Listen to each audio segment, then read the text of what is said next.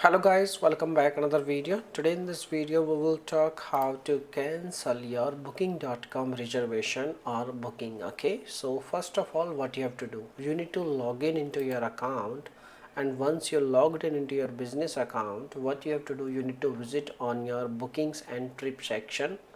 And once you visit on this section, you will see there your all in progress bookings. Okay, you need to tap which booking you want to cancel, and there is a option like manage more, and you can see like this is the option like more details. Okay, and once you tap on first of all, what you have to do, you need to select your all the bookings.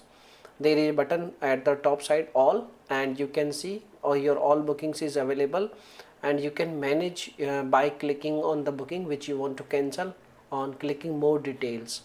And once you select more details, a new window will pop up like this kind of window, and on this window you need to tap on modify button. Okay, there is a button in the very bottom side, modify button.